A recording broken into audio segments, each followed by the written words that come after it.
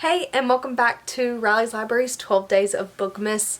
Today, I am tier ranking books that I read this year that I was influenced by BookTok to read. So last year I did a tier ranking BookTok books, and so I'm doing another one, and these are all books that I read because of BookTok. So let's just get right into it. So for my tiers, I have 10 however many thousands or 100,000 or whatever that number is out of 5 stars. These are like the best of the best. I love them so much. Then we have Chef's Kiss because these are really good books, but they just didn't push into that next level for me. Then in the middle we have Meh, like they were good, didn't hate them, but didn't love them. Then we have Not For Me because this maybe you like, but I did not. And then the last one is books that I think are complete garbage, so please don't waste your time. I have a list of like 30 something books, so I'm just going to get into it. And the first book that we have on here is 1,000 Boy Kisses. This is hard for me. I'm going to put it in Meh.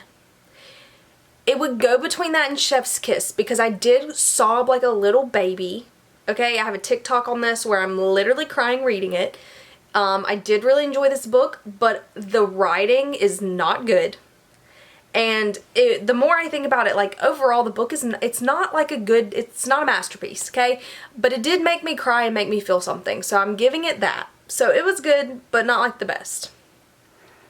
Then we have Every Summer After by Carly Fortune, or Fortune, I'm not sure. I'm going to put it in Meh as well, okay? And it's not because I didn't like this book. I did like this book. I thought it was a really good book, but I didn't like love it. I think it's a pretty good summer read, honestly. I just do not like what the main conflict between the characters was. Like that just, it's an ick for me. But I did still really like this book. So it's not really Meh. I would put it in between Meh and Chef's Kiss, honestly, if I could. If there was like another tier that I didn't create, I would maybe put it there. But I'm just going to stick with Meh for now. Then we have My Dark Vanessa. I'm going to put it at Chef's Kiss because it's not like the book was like one of those that I'd be like, oh my god, I need to reread this book. But I think that it has a very important message and it was extremely disturbing to read. I don't think it's for everyone. It is one of those books that like really gives you the ick while you read it. But I think it's an important story to tell, and I liked that it was told by the victim's perspective. So I did really enjoy this book, but also at the same time it was really hard to read. Next, we have You've Reached Sam, which I'm going to put in Meh as well. I did tear up a little bit, but the story happened fast. The main character was really selfish. I didn't love this book. Okay, and I know a lot of people did. Then we have The Secret History, which I'm going to put in 1,000 out of 5 stars. Originally, I rated it 4 stars, and the longer I thought about it and it would not get out of my head, I bumped it up to a 5-star read because it literally would not leave my brain. It was so good, and I think I was just really confused about things when I first rated it, but because I kept thinking about it, I had to bump it up to 5 stars, and I honestly think it's such a good book. It was so good. It was so good that I literally couldn't stop thinking about it for like months. So that's why I'm putting it at the top, because it just would not leave my brain. Couldn't leave. And while we're on the subject of dark academia, we have If We Were Villains by M.L. Rio, which I'm not going to put it at the very, very top with Secret History, but I am going to put it under Chef's Kiss, because this book, again, was amazing. Jaw dropped at the ending of this book. But some of the Shakespeare stuff was over my head, so I can't put it in that top tier because some of it was over my head. But it was a really good book. I would probably reread this book. Oh my gosh, the ending. The ending just gets you good, okay? It does. Then I have both of these books. It's the Once Upon a Broken Heart and the Ballad of Never After. I'm going to put Once Upon a Broken Heart in Meh, because I don't love that book, but I did really enjoy them. I liked the Caraval series. I like this book series better than the Caraval series, I think. And then for Ballad of Never After, I'm going to put in Chef's Kiss, because that one was better than the first one. I was wrecked at the ending of this book. The ending of this book is what pushes it into that tier for me, because I was wrecked. I mean, when she originally said it was going to be a duology and I finished this book, I was like, if there is not a third book, I'm going to lose it. Like, I literally was like on my knees begging. And then she, you know, came out and said there will be a third book. Thank goodness, because the ending of that one had me like, it had me in a chokehold. Okay? 10 out of 10. Really enjoyed that book. Next we have Blood Marked, which is one I just finished. This is 100% going all the way at the top. If you didn't see my review in November, I love that book. I love Legendborn, but I loved Blood Marked even more than Legendborn, and I am stressed out waiting for the third book. So it's going at the top, okay? Because this is amazing. If you haven't read those books, like seriously, you need to. Please, for me and for your own sake, please read these books because they are so good.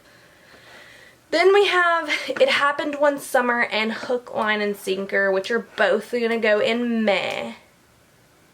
I liked Hook, Line, and Sinker better. They're kind of cringy, okay? They're a little cheesy, but they were good. I mean, I finished them real quick. I like a quick romance book. I read them in the summer. The vibes were immaculate. Oh my gosh, am I going to have everything in meh? Because next is My Year of Rest and Relaxation, which I'm also putting in meh. Because I still don't know how I feel about this book. I don't know if I loved it or if I hated it. It's just so odd. And like, I felt that. Like, I could sleep for a year and have no responsibilities. That would be great. But this girl also just gets on my nerves because that's just the way she's written. You're like supposed to not like her. She's not a likable character. So it was a whirlwind is what it was. Yeah. Kingdom of the Wicked. I don't know if I want to put it in meh or Chef's Kiss. I'm going to go Chef's Kiss. Purely because the second book had me hooked. Okay, the third book was not as good as the rest of them. I feel like she started throwing plot twists in there that weren't backed up. Like, it didn't make sense. But I did really like the first two books. Love on the Brain, which I'm going to put in Chef's Kiss. I love the Love Hypothesis. I read an arc of Love on the Brain and then I went and bought it because I wanted a copy of it and it was cute. I like Levi. I'm giving it that just for Levi because it's like men do the bare minimum and we love it. Okay, here's where we're going to get into some poor rankings. Okay, The Summer I Turned Pretty, and these are controversial opinions, okay? Summer I Turned Pretty goes in meh. The first book I actually liked. Didn't love it, but I liked the first book. It was entertaining, okay? Then It's Not Summer Without You is the second one. It just wasn't for me. And it was boring. It had no plot. But it wasn't like the worst one. I was like, this is not the worst. Like, maybe it will redeem itself in book 3. It indeed did not. And I'm putting this at please don't waste your time. Why would you even, like, keep reading at this point? She destroyed people's characters, okay? And it was just, I hated the last book. Like, at that point, I was like, this is stupid and I do not care about this anymore. I love the TV show, though, and I will watch the TV show, but they got worse. And I feel like the last book was just a waste of my time, honestly. And it's probably a waste of yours. Archer's Voice. I'm going to put it in Chef's Kiss. Because this book was so cute. And I loved it so much. And I cried. I cried on multiple occasions. It stressed me out. Okay, and I really liked Archer's Voice. It was really good. Truly Devious. It's a really good book, but again, meh. Like, it doesn't line up with the other books that I have in that top category. So I'm putting it there, but great mystery. I read these super quick. I'm hoping to read Box in the Woods soon, as of when I'm filming this. So, like, I may have read it before I film some other videos that are going up because I'm pre-filming these, but I liked this book. Okay, we're getting into some really good books here. Okay, so Poppy War. We're gonna put it Chef's Kiss. Okay, that first book was giving me like vibes I had not felt reading a book since like high school. The setup of this, like her going to this school, so good. So good. And they only get better.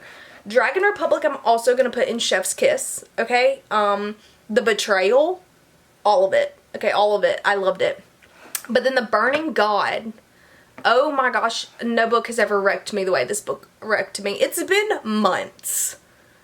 I mean months, and I still think about the ending of this book. I still think about the ending of this book. I made my friend read it, and she sent me her live reaction to the ending of the series, and she was literally like, screw you. Like, why did you make me read this? Because now I'm in pain. But, like, she loved them. But she was also mad at me because she was not prepared for the pain that this book caused. I will read anything R.F. Kuang writes at this point. She is amazing, and I'm obsessed with her. And I loved that book. Next we have Babel. I don't know if I want to put it in Chef's Kiss or 1000. I think I'm going to put it at the very top because I really liked it as well. It is kind of slow going at first, but the ending, bruh. I can't believe I just said bruh. Very good book. Yeah, very good book. Next, we have Reminders of Him by Colleen Hoover. I'm also going to put it at the top. This is one of my favorite Colleen Hoover books I have ever read. Great story. I cried a lot. It was good. It was good. It starts with us. This is controversial, but I'm going to put it in meh. Just because I did not like this book.